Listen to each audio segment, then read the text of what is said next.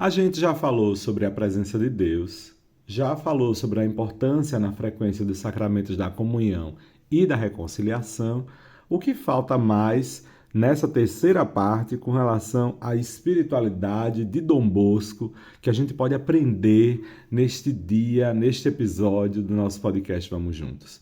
Não podia faltar, minha gente. Conhecendo um pouquinho que seja Dom Bosco, se você ler um pouquinho que seja da história dele, você já vai perceber que existe uma presença ali extremamente especial, que é a presença da Mãe de Jesus, a presença de Nossa Senhora, forte e de ponto assim fundamental com relação à missão salesiana. O próprio Dom Bosco atesta isso.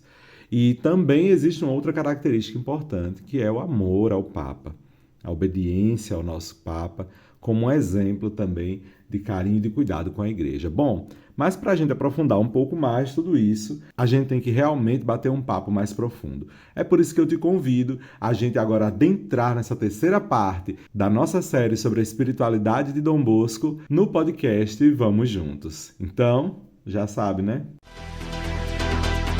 Vamos juntos! Vamos juntos! Vamos juntos! Vamos juntos! Vamos juntos! Vamos Vamos juntos! juntos! Vamos juntos! Vamos juntos! Vamos juntos! Vamos juntos! Vamos juntos! Vamos juntos! Vamos juntos! Vamos juntos!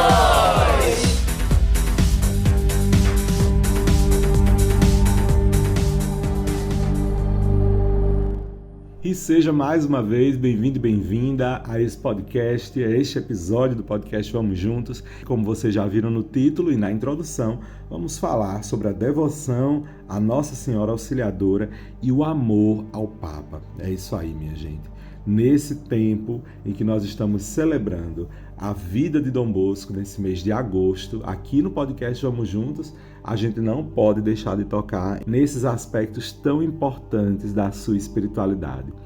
Por que a gente está falando sobre esse tema tão importante da espiritualidade de Dom Bosco? Porque os santos na igreja têm uma função importante demais para a nossa santidade. Eles nos orientam, a partir do seu testemunho de vida, de suas características específicas, como a gente também pode seguir a Jesus. Dom Bosco é uma fonte de inspiração, porque a sua espiritualidade é muito bonita e traz traços muito importantes para o nosso tempo hoje. Então, inicialmente a gente falou sobre uma perspectiva que é básica, que é viver conscientes da presença de Deus. Isso daí a gente não pode deixar de lado quando vai falar sobre a espiritualidade de Dom Bosco, porque Dom Bosco vivia o tempo todo, como já diziam a respeito dele, ele vivia como se visse o invisível. Dom Bosco tinha plena consciência da presença de Deus em sua vida. Isso fazia com que ele não deixasse de jeito nenhum qualquer problema o abalar. Aí, meu irmão, minha irmã, estar junto de Dom Bosco era saber que você estava ao lado de alguém completamente cheio de fé. Também, outro traço característico dessa espiritualidade que a gente viu no episódio passado era a qualidade da frequência nos sacramentos. Isso daí era fundamental também. Sem o sacramento da Eucaristia, sem celebrar a fé na Eucaristia, no Jesus sacramentado, como já me disse uma vez Dom Edivaldo, no coração eucarístico de Jesus, não tinha como Dom Bosco viver a sua fé, o alimento de sua fé. E aí, para que a gente não ficasse fraquejando no caminho e ficasse no chão, com certeza tem para nós essa grande ajuda que é o sacramento da reconciliação. Ela serve para nos fazer conectar novamente com Deus. E, minha gente, sem se alimentar dele, sem voltar para ele direto, não tem como viver a espiritualidade de Dom Bosco, porque era assim que ele vivia.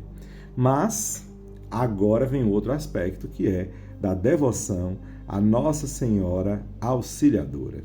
Mas, claro, ela vem aí, tem um contexto, né? E também o amor ao Papa, a gente vai entender esse contexto todo.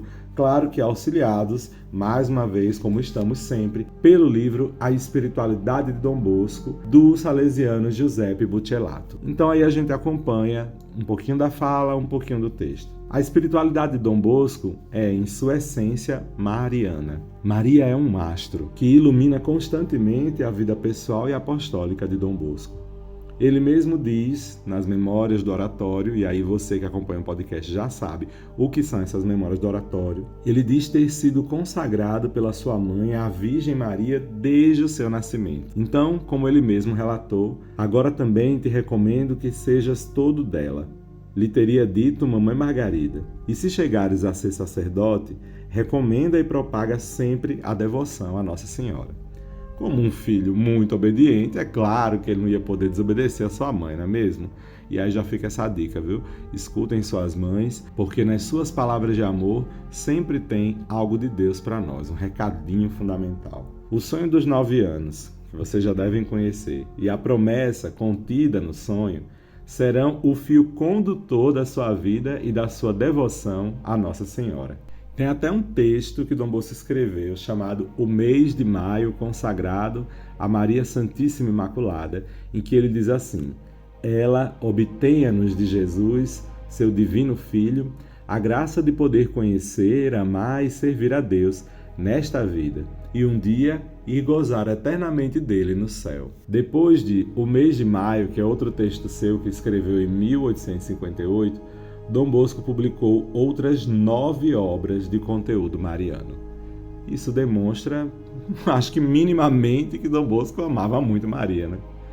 Invocada primeiramente pelo título de Imaculada, desde os tempos do seminário de Chieri, a partir de 1862, Maria é invocada pelos salesianos e pelos jovens com o título de Auxiliadora. No final daquele ano, escreve o padre João Calheiro, que depois vai se tornar o primeiro bispo salesiano e depois até cardeal, Nossa Senhora quis que a honremos sob o título de Maria Auxiliadora.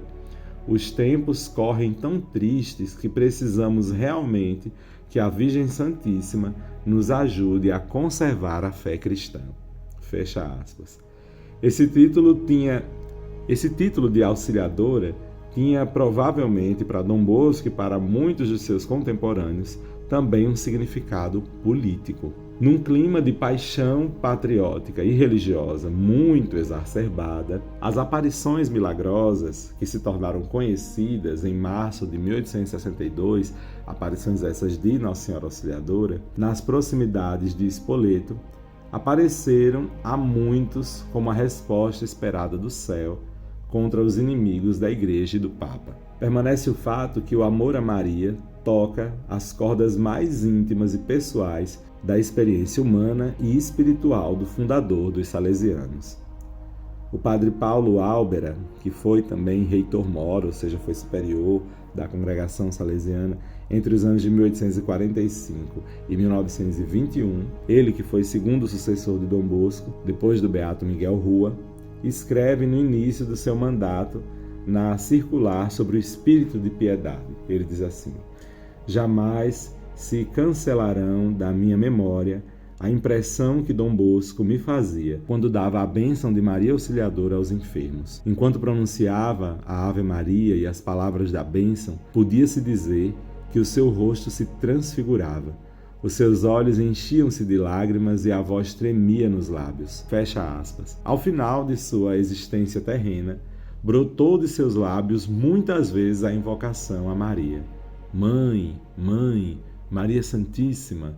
Dom Bosco gostava de pronunciar porque muito amava Nossa Senhora. Como um sinal de reconhecimento a Maria, Dom Bosco também quis edificar um santuário que fosse expressão do amor de toda a família salesiana pela Mãe de Deus. 4 anos depois da solene consagração, sempre em homenagem a Maria, deu início, com Santa Maria Domingas Mazarello, também um Instituto das Filhas de Maria Auxiliadora, que no seu pensamento devia ser um monumento vivo à Virgem Auxiliadora. Acho que todos esses elementos já podem nos dizer o quanto que Dom Bosco amava Nossa Senhora. E daí a gente vai entendendo, né? Maria mostra para todos nós e mostrou para Dom Bosco, e foi um símbolo assim também para Dom Bosco no seu tempo, de esperança. Maria é um sinal de esperança. É uma estrela, um astro que nos orienta para Deus. E olhando a santidade e a glória que Deus concede a Nossa Senhora, a gente também tem esperança de que um dia a nossa salvação chegará. E não só digo a nossa, Nós, cristãos, católicos, nós que estamos na missa sempre, mas é salvação para toda a humanidade. Uma proposta de salvação para todos aqueles que creem. Então, a gente atualizando esse amor de Dom Bosco, observando esse amor e atualizando para a nossa vida, a gente pega Maria como grande modelo e grande sinal de esperança para a gente seguir o caminho e na missão salesiana. Mas também a gente tem o elemento do espírito de obediência ao Papa e o amor à Igreja. Isso daí, minha gente, não tem como negar. Dom Bosco também amava muito a Igreja e tinha esse carinho, essa obediência, esse respeito profundo com o Papa. Bendito seja Deus, que coisa boa, né? Ao contrário do que hoje muitos estão fazendo, desobedecendo o Papa, desrespeitando o nosso Papa, nosso querido Dom Bosco trazia esse sinal, né, também para a gente, esse ensinamento bonito de carinho, de amor, de reconhecimento com aquele que o Espírito Santo escolheu para orientar a Igreja. Por mais que seja às vezes difícil para alguns entender ou abrir o coração, essa é a vontade de Deus. Então a gente precisa acolher e ler como sinal de Deus essa escolha do nosso querido Papa. Então Dom Bosco trazia essa marca bonita para nós. Diz o texto que num tempo em que o Santo Padre Pio XI, que viveu entre 1792 e 1878, era visto por muitos também no interior da Igreja como o principal inimigo de uma unidade da Itália, Dom Bosco amadurece, graças principalmente à formação que teve no Colégio Eclesiástico de Turim, um amor incondicional ao sucessor de Pedro. Diz Dom Bosco: eu pretendo viver e morrer na santa religião católica. Isso ele vai escrever no seu testamento espiritual, que tem como chefe o romano pontífice, vigário de Jesus Cristo na terra. Creio e professo em todas as verdades da fé que Deus revelou na sua Santa Igreja. Isso foram palavras do próprio Dom Bosco que ele escreveu. Os conceitos do colégio eclesiástico e de Cafasso, o padre que era seu orientador espiritual, afirmavam-se na defesa sem reservas da autoridade e do prestígio do Papa contra, entre aspas, segundo o texto, os inimigos do primado. O que é o primado? O primado é o poder, vamos dizer assim, a autoridade, a presidência do Papa. E das doutrinas enganosas. Para criar um clima de fervor em relação ao Papa, contribuíram alguns fatores ao evento da Revolução Francesa. Impressionado com o que aconteceu em Turim, ao redor do seu oratório, por obra da propaganda protestante e dos fermentos do ressurgimento, que era um movimento que estava ali num desejo de unificação da Itália e exclusão de qualquer poder religioso, qualquer influência religiosa, Dom Bosco manifesta a sua preocupação em relação aos católicos, que se deixam fascinar, entre aspas, também segundo o texto, pelos inimigos da Igreja. Como dizia o próprio Dom Bosco, povos católicos, isso ele vai escrever em Aviso aos Católicos de 1853, abram os olhos, ampliam-se para vocês muitíssimas insídias tentando afastá-los da única, verdadeira e santa religião. Unam-se como um só coração e uma só alma aos seus pastores que sempre lhes ensinaram a verdade. O Senhor das Misericórdias infunda em todos os católicos uma coragem de tal constância para se manterem fiéis observantes daquela religião na qual nós nascemos e fomos educados. Isso aí foi um texto que ele mesmo escreveu. Um dos sinais mais evidentes do amor de Dom Bosco à Igreja foi o seu cuidado especial para com as vocações ao estado eclesiástico, ou seja, as vocações presbiterais dos padres. Cuidado que se tornou também uma das finalidades apostólicas indicadas à Sociedade de São Francisco de Sales, ou seja, aos salesianos, e à Associação dos Salesianos Cooperadores. O texto diz assim: recordemos, como Dom Bosco escreve no seu testamento espiritual, que oferecemos um grande tesouro à Igreja quando buscamos uma vocação, não importando se tal padre vai à diocese, às missões ou a uma casa religiosa. É sempre um grande tesouro que se oferece à Igreja de Jesus Cristo. Fecha aspas. Então, o que dizer a respeito dessa devoção e desse amor de Dom Bosco à Igreja? Então, como vocês viram aqui, os tempos em que Dom Bosco vivia eram tempos que exigiam um posicionamento muito forte da parte dele. E Dom Bosco não ficou do lado das revoluções que estavam excluindo a igreja ou estavam excluindo a fé. Logicamente, como um padre, Dom Bosco não poderia deixar de lado aquilo que constituía a sua verdade, ou seja, a sua religião. E também há de se considerar que Dom Bosco não vivia num tempo em que a igreja entendia o ecumenismo como uma proposta de cristianismo mais profunda. A igreja nem pensava a respeito do ecumenismo. As questões com as igrejas evangélicas, com o protestantismo, ainda eram muito acirradas, de muita briga, de muita contenda. Dos dois lados, tá? Não só estou falando do lado da igreja católica, mas também de todos os lados aí. E aí Dom Bosco precisava se posicionar. Claro que hoje a gente está vivendo uma outra perspectiva com relação às igrejas evangélicas. E aí eu afirmo aqui nesse podcast, essas palavras que Dom Bosco escrevia com relação à verdadeira religião, é claro que a gente pode ir adaptando a realidade da verdadeira religião. A verdadeira religião é a gente amar aos irmãos e reconhecer que o Senhor é o nosso Deus. Então, quando a gente afirma Deus na nossa vida, a partir do amor que a gente tem também aos nossos irmãos, ou seja, todos os seres humanos que existem na face da terra, independente de sua religião, então aí a gente está praticando a verdadeira religião, a religião de Cristo, a religião do cristianismo verdadeiro, do amor às pessoas. Porque foi isso que o Cristo viveu. Então, quando a gente faz isso, a gente honra a Igreja de Jesus Cristo, que é a igreja que está presente no mundo inteiro, inclusive subsistindo dentro da Igreja Católica. Queridos irmãos e irmãs, toda a galera que está aí acompanhando a gente no nosso podcast, o amor que Dom Bosco tinha ao Papa e à Igreja, a obediência que ele tinha ao Papa e à Igreja, vem de um contexto histórico em que Dom Bosco precisava, como filho de Deus, como cristão católico, como um padre, ele precisava afirmar isso, porque era uma necessidade de seu tempo. Como é que a gente então faz isso hoje? A gente pode excluir, esquecer esses valores? Não, mas a gente vai, inspirados nessa perspectiva de Dom Bosco, a atualizar também esse amor. Como é que a gente faz isso? Nosso querido Papa Francisco só nos dá orgulho diariamente. Nos traz inspiração para a gente, de fato, sair dessas muralhas de proteção e abrir a igreja para a perspectiva do Espírito Santo, que sempre nos traz a novidade, nos faz descobrir a verdade a respeito da fé. Então, seguindo com o Papa Francisco, com certeza a gente não vai cair em nenhuma cilada. E o amor à igreja é justamente honrar aquilo que ela prega. Eu não vou amar a igreja se eu ficar somente com o que a gente chama de proselitismo, que é uma tendência de colocar a igreja como acima das outras, de colocar a igreja como a maioral, a poderosa e as outras estão erradas. Esse pensamento é mesquinho e não tem nada a ver com a proposta de Cristo. Quando a gente ama a igreja, a gente a honra sendo cristãos verdadeiros, que amam os irmãos, que são caridosos, que se preocupam com as necessidades dos mais pobres, porque tudo isso que eu acabei de dizer tem a ver com a fé que Cristo viveu. E se somos cristãos, então a gente tem que seguir aquilo que Cristo viveu, correto?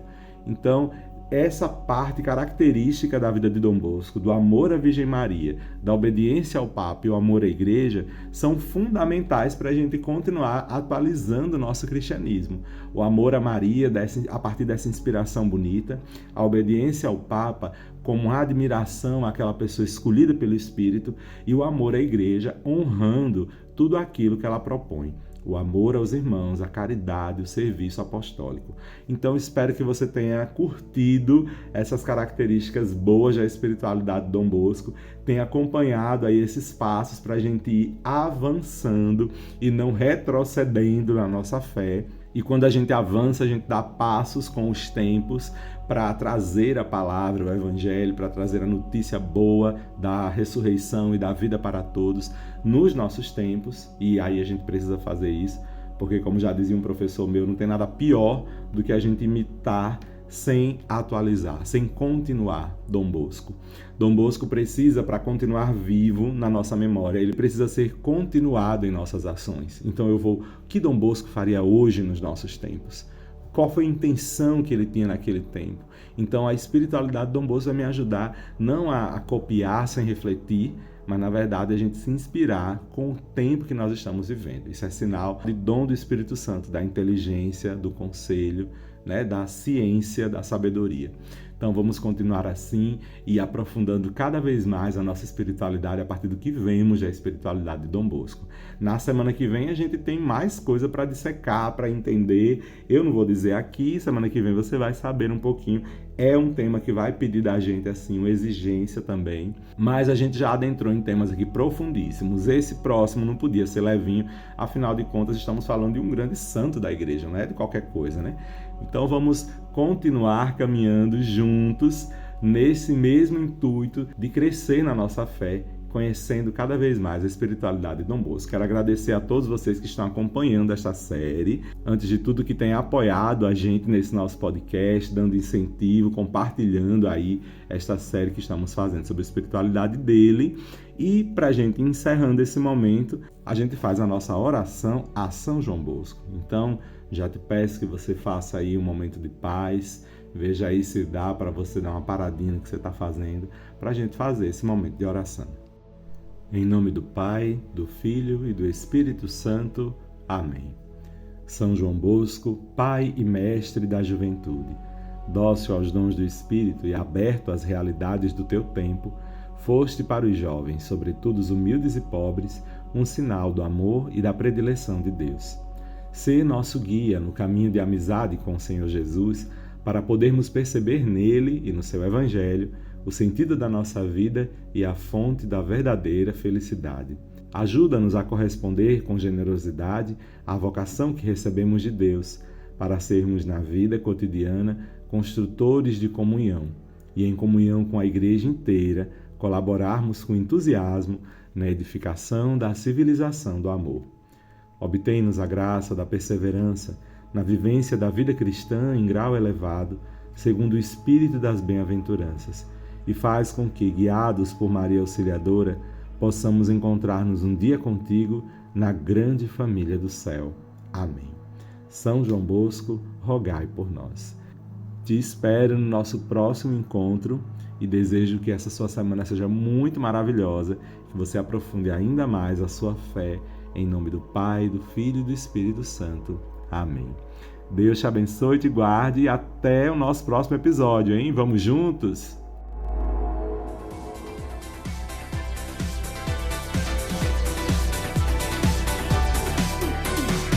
Esse podcast é uma iniciativa da AJS Caetés e Inspetoria Salesiana São Luís Gonzaga.